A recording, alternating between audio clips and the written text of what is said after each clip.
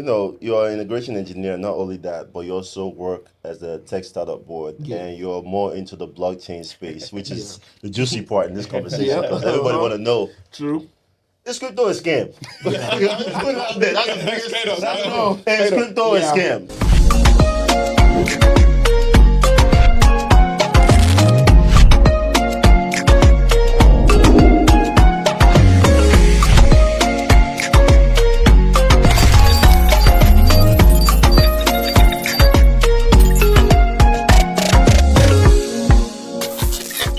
Guys, we're back again with episode 8, and today we have Crees with us today. Crees came all the way from Atlanta, and Crees is an integration engineer.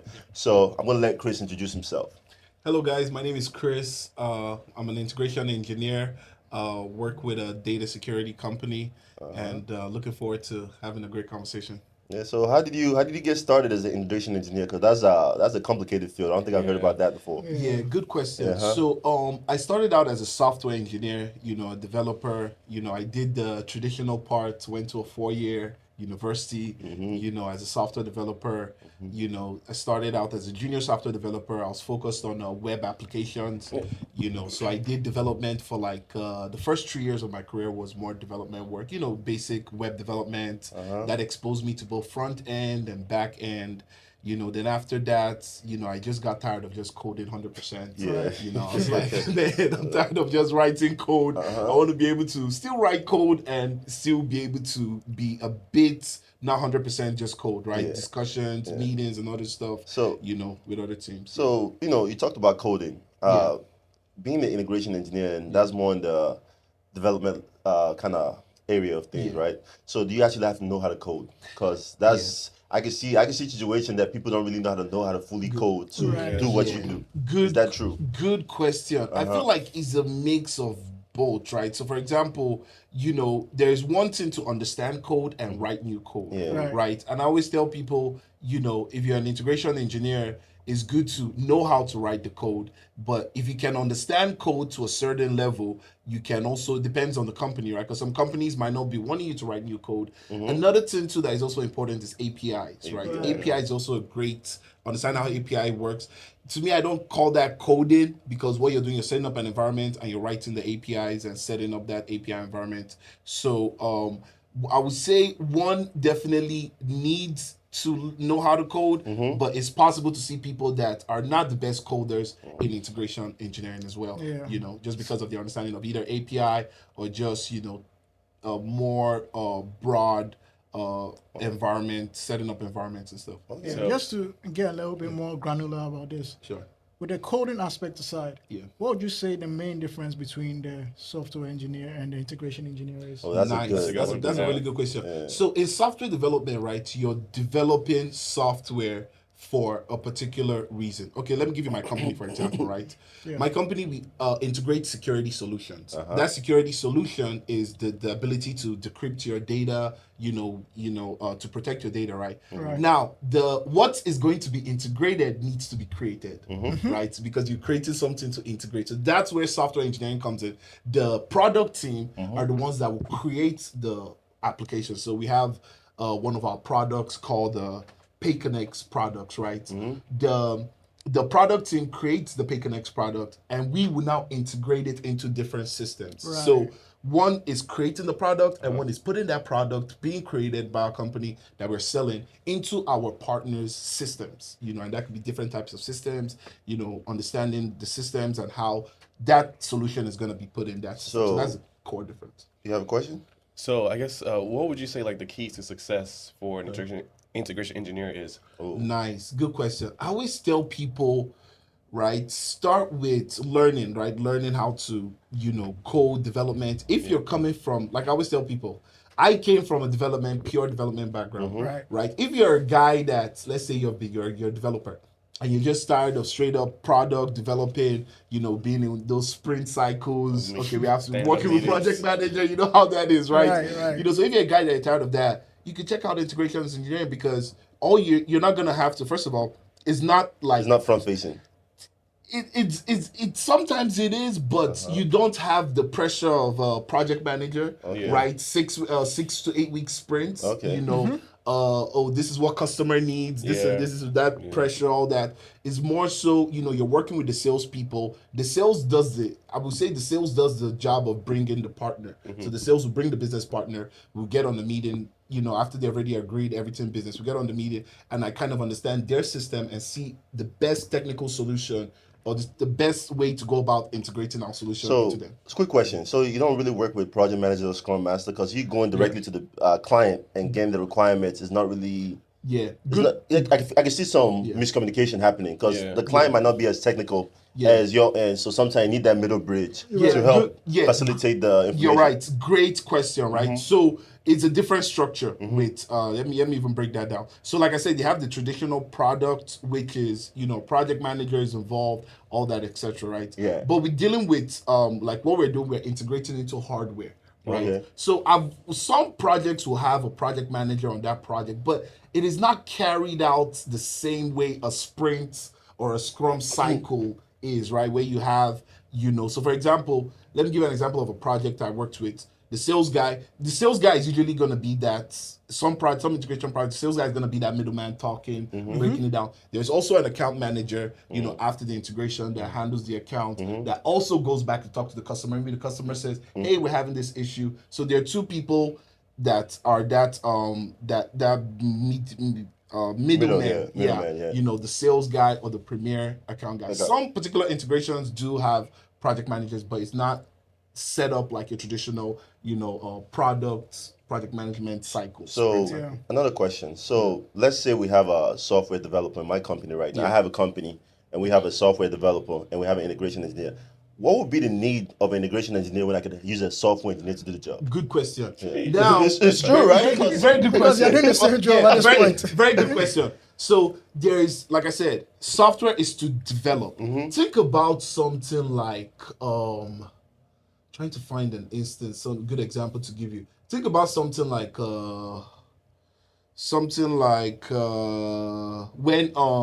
you heard about like OpenAI integrating into Apple, right? Okay, let's say OpenAI partners with Apple. Yeah. The software engineers have built ChatGPT already. Yeah, that's already. The software engineers cannot put ChatGPT into Apple. Okay. That's different. Okay. Now you need an integration engineer to do that job of putting the ChatGPT that is already built into the Apple device. Okay. So integration could be integrated into a hardware or into a already software system. And in this case, with the Apple case, it's going to be Apple device. So you guys come and do the finishing touches. I see. To work with for a system to move, like let's say a solution to move into another system. Yes, exactly. Okay. We need to do that. The software engineer guy, he might not be able to do that. He can build the product, but he can't put that product in another system. So this gives me a question, right? Yeah. It comes with, because I'm a security guy, I always think about legacy systems. Nice. Right. So how will you integrate that into legacy systems? Because most legacy systems can't take such advanced bro, that's technology. a very good question you brought up, and I was having this conversation too with Daniel and Ugo, right? It's like I remember when I was working with the insurance company, bro. We had clients that were on-prem. Yeah. Literally on-prem. And the truth was they had to move cloud. They had to go. So on-prem, you're limited. Very limited, I'm not going to lie to you. So the company itself, a lot of times, it's easier when the company is already set up in cloud. I can speak to that based on cloud because it's easier that way because, it's going to be easier to do the integration. A lot of your systems, we can integrate it, remotely cloud instead of on-prem, right? So doing a integration for a company that is running on-prem, it just depends on what it is at the end of the day. But most of the times it's better when it's on cloud, because, it's just more better on cloud than, having it on-prem. Right. So, you're an integration engineer, not only that, but you also work as a tech startup board, and you're more into the blockchain space, which is the juicy part in this conversation because everybody want to know. True. Is crypto a scam? Let's put it out there. That's the biggest. Is crypto a scam? No. First of all, no, crypto is not a scam. Now, this is where people get messed up. They buy projects that they don't know. So the problem is just like the early days of the internet. There were companies being born. If you studied about the history of the internet, there were companies being born. A lot of companies were being born that were doing nothing. And that's the same way too with crypto. You have a lot of crypto projects that are scams that are out there. But you also have a majority of crypto projects that have real world solutions, solving real world problems, and creating a financial landscape on the internet, that digital financial landscape. So crypto is not a scam. So what solution is crypto providing that Like the problem. Like yeah, what problem is it solving? what problem is crypto solving? 'Cause Nice. I could just put my money in the bank and send my money to someone. It's Yeah. called Right. Zelle, it's Right. called Cash Cash App. App, right. All Yeah, these things hold are on. out there. Yeah, exactly. Why would I want to Why use would you wanna- crypto to send my money? Exactly. Good question. Now, with your traditional banking system, there's a lot of regulations. So, for example, you can't even send a Cash App to Nigeria. Really? Yeah, you can't. You can't, yeah. You have to. There's people in Nigeria that don't have Cash App. But with crypto, just like with the internet is global, connected. You can go on Instagram, message your family in Africa. Right. You can go on message your family in France, Yeah. wherever they are in the world. Yeah. That is the same way too with crypto. So you have this global network that you can send money to anybody without the limitations of the bank. And I was even having this conversation with you, I was telling you, like you want to make you want to move $100,000 to Africa. That's gonna be hard without going through paperwork, bank paperwork. You can do that in split of a second with a cell phone. So that's one of the benefits of crypto, is that it creates a global network to send money. Is also decentralized. What is decentralization? What for people who don't know, because all these terms you're saying right now, it's going through this one, it's coming through that one. What is decentralized? Great point. There's so many crypto terms out there, but one of them that I have to ask about is decentralization. That's good. So what is decentralization? That's a good point. Just like the name says, decentralized means it is not a central authority running the network. So for example, banking system, the financial system has central authorities, like the US stock market has the S&P, the SEC. Those are central authorities running those agencies, making the rules. With decentralization, there is not one point of failure. There's no one authority. Why is that necessary? It's necessary because when there's centralization, there could be corruption. Someone can also with decentralization, I could come back and say the same thing. Yeah. When there's decentralization, there's not a standard in place. So you could have your own rules. I could have my own rules. Not really, because it doesn't work like that, right? So with the Bitcoin network, right? Let me give you an example. The way the Bitcoin network is engineered in a way where you have miners all over the world that come into the network. Now, this is the thing. The network rewards you for maintaining the network. That's using your mining machines. Yeah. Right. That's a more is a computational process of generating Bitcoins. So the decentralization, the people that are maintaining the network, they don't know each other. So they cannot come in a room and say, oh, let's come together and do this back.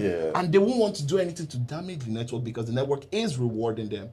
So it's a self-rewarding thing. That why would you want to do anything to break the network? Break the network. So all right, Chris, that's one of the great interesting facts. When is Bitcoin hitting 100K, bro? Man, That's what I'm trying to know. I've seen Bitcoin go up, go down, go up, go down. Like for people who are investing every day, it's almost like watching the stock like just go up and go down. It doesn't give you any kind of like security in Bitcoin. When do you think Bitcoin's gonna hit 100,000? Like Joe said. Yeah, good point. So I just want to say something about price first, because I know a lot of people always worried about price, right? And I want to say, just like Microsoft, we're all in tech. We all know every day Microsoft systems work, our teams work. Even if Microsoft stock is down, we don't say, oh, Microsoft is not working, so Microsoft is a bad company because the stock is down. Price will do what price will do. That's what I always tell people, right? The volatility is because obviously you have people trading all over the world. Bitcoin is not like the US stock market where your broker, you have to let your broker know you're going to withdraw $1 million. You can go in there and withdraw $1 million. So that would cause market volatility. So that's why you see those prices. But if you look in the long term, like I was doing this analysis. This is a very great analysis. If you look at March 2020, before COVID started, and to now, Bitcoin is up over 400%, right? Really? Yeah, bro. Crazy. If you now compare it at that same time with Netflix, Google, your big magnificent 7 companies, the big tech companies, none of them are close to even 400%. They're still doing good. They are performing over 50, 80, 70%. I think Meta is one of the very performing assets, because Meta went from $88 to right now it's trading over 500. That's so crazy. Yeah, Meta is like still around 400%, but not close to what Bitcoin's performance is. So what is my point is, in the short term, prices would frustrate Fluctuate. you. So that's why I tell people Bitcoin is an asset you want to hold. Other cryptos like meme coins, you can trade them, sell them, make money short term. But Bitcoin, you don't trade Bitcoin in the short term. It's risky. Long-term. So It's a going long-term into hold. meme coins, because actually I'll let you guys, one of you guys ask Yeah, so I was questions. going to ask, so what are the projects besides Bitcoin should we look into? You know what I'm talking about? Trying to get some inside scoop. Put us on. Great, Yeah, for the fans, man. great point. So another thing I always tell people, right? Ask yourself, what do I want to do with my money? Right. You know, do I want to store wealth or do I want to generate revenue? Mm-hmm. And most guys, you know, they want to generate revenue, right? So look into projects that are high performing and projects that can generate revenue. What are those kind of projects? Young layer 2 projects. What do I mean by layer What is 2 layer projects? 2? Yeah. Good question. Yeah. Layer 2 projects. Layer 2 is like a chain layer on the blockchain that you can build applications on. So, for example, you know how you can Even that chain layer thing he just said, I don't even fully know what okay, let me break it down to you. When you say a blockchain, that is a network, right? The blockchain is a ledger, a public distributed ledger that verifies transactions. So let me just make it easier for you. I send a transaction to someone. It's verified on the blockchain that Ugo has received it. Right. So now that cannot be reversed. Okay. So the blockchain is a proof of truth. That's how I see it's like a proof that yes, this transaction was sent. Yes, this is a timestamp. It's a record. Same like a database. Right. Like a database with the record stamp. Yeah. This database is now immutable. It cannot be messed with. It cannot be tampered. That is the beauty of the blockchain. So now you can now build a lot of stuff on this chain. Think about it. You can store data here, data that is immutable. You know, and that's where NFTs came in, right? Because you now have digital images that you could store that can't be duplicated digitally. So, okay, going into NFT. Yeah. I personally invested in NFT, but after my investment in NFT, I think is not fully the best way to use cryptocurrency. You know what? I do agree with you, bro. And that's I don't want to just fully say NFT is a scam because I own some NFT. No, but you know what, bro? I did own, and I tell people, right? I liked the innovation that came out when that first wave of NFTs came out. I didn't like the fact people were just focused on pictures. If you understand the technology behind that NFT, it's very powerful. It is recording data in the blockchain immutably. That means this. So, for example, you had Rolex watches. All we just needed are unique numbers of those Rolex watches, and those can be recorded on the blockchain. So, but if Rolex it's recorded in the blockchain, it's still not physically. So what am I doing with numbers in the blockchain? I can say it ties to Rolex. Yeah. But if it doesn't tie to anything, what value would that provide to me? Because it is okay. Right now, we don't have a public database for, like, let me give you an example for Rolex, right? Rolex can't say, can you verify this is real on the internet? Right. Well, if you built a Rolex and you encrypted on the Rolex, you know, while building it, you encrypted a code, and that same number is stored on the blockchain. That proves to other users that, hey, this is actually from Rolex. It will make it easier to verify Rolex. Exactly. So that is the point of the blockchain with NFTs, to verify, because even images, like someone was making a joke, why are all these bored apes? Remember the bored ape NFT? Why are they selling for so much? Right. But if you look at, I mean, I felt like that's a crazy. That's, bro, buying a picture of an ape for 50K is wow. All those monkeys was crazy, man. Exactly, bro. But at the end of the day, they feel like they are the only ones that can have the image. You know, that's just the way it's art. Something like art. Yeah, it's art. Exactly. And there is proof to that. They're actually the only ones that can have that. But yes, you can screenshot it, but you're not the owner. So now NFTs give you ownership to digital items, even in physical items too, because you can put that physical items identifier, maybe like a number or something, on the chain, and it is proof that this is real. Yeah. So are you saying like that Bitcoin is basically only for the rich? Can everyday people put money into Good question. At this price it is, I tell people, okay, obviously you have to see it like this, right? You're a guy that you're working a regular job, making, let's say you're making a good income, not a loud income, good income. You obviously don't have money to buy one Bitcoin at this point. Of course. So the best thing to do is the DCA. I call it dollar cost average. Every month you're putting like 100, you're putting like 50. You know, have a plan in the long run, right? Also, another good thing to do is invest in meme coins for the short term, because those are high performing. Those can turn your $1,000 to 8,000 or more. Okay, and you put that in Bitcoin. I do have a question. Go ahead. So, when it comes to cryptocurrency and stocks, can you differentiate it? Nice. And personally, which one is your preference? Nice. I like both. I'm not. But I tell I like both, but I'll tell people this, right? A stock, you can't send a stock to Africa, or you can't move a stock across the world, right? You can't clear stock. Crypto is an asset that is digital that can move. So it's two different things. And but they're both assets, right? A stock. Another thing about a stock compared to Bitcoin, this is very powerful. I like about Bitcoin is the fact that Bitcoin it has a fixed supply. More Bitcoin cannot be created, so that's digital scarcity, right? Right. What happens when demand? We all know demand and supply economics. Right. Limited supply, high demand. So that's really what we're seeing in Bitcoin. The Bitcoin is being produced, is running out on the network. It has a cap, a production cap. Once we hit that production cap, all the Bitcoins will have been mined. Right. Is that the same as halving? Yes, that's where the halving comes into play. Halving is just wiping some of the Bitcoin that's already been created. Halving is, think about it like this, bro. Halving is it like a split? No, it's a deflationary concept, right? So you want to make the assets more scarce.